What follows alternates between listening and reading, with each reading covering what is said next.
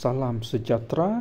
Hari ini saya nak kongsikan kepada anda semua pengalaman dirujuk sebuah alat pengering rambut berjenama Hinson dengan masalah bila dibekalkan arus elektrik dia boleh berfungsi, namun kipas dia tidak berpusing secara berterusan. Maksudnya bila saya on, kipas dia pusing padam, pusing padam, pusing padam. Okey. So ini merupakan pengalaman pertama saya dirujuk alat pengering rambut yang menggunakan motor brushless. Okey. So saya dah buka, saya dah periksa dan masalah sedemikian adalah disebabkan kerosakan motor. Okey, saya dah buka bahagian pemegang dia. Ini motor dia. Saya buka. Okey.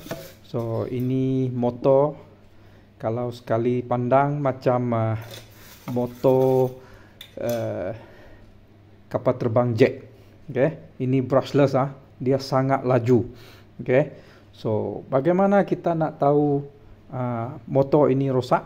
Cara dia ialah kita guna multimeter, laraskan kepada bahagian ohm dan di bahagian belakang motor ni dia ada 3 pin. Okey. So kalau bacaan dia berbeza, bermaksud motor dah rosak. Kalau elok, semua bacaannya sama. Okey.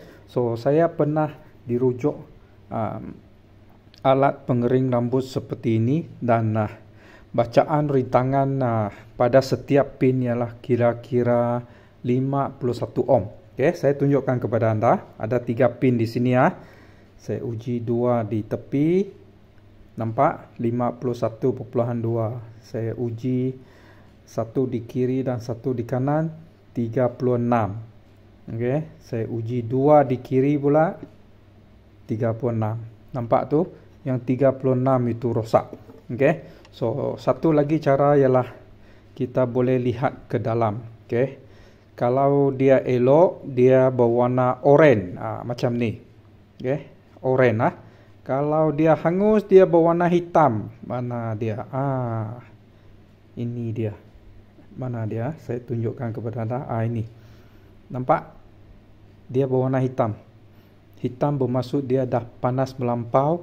Dia punya penyalut dah lebur, hangus dan berwarna hitam. Okey. So, masalah macam ni, anda perlu gantikan motor ni. Okey, boleh? Selamat mencuba.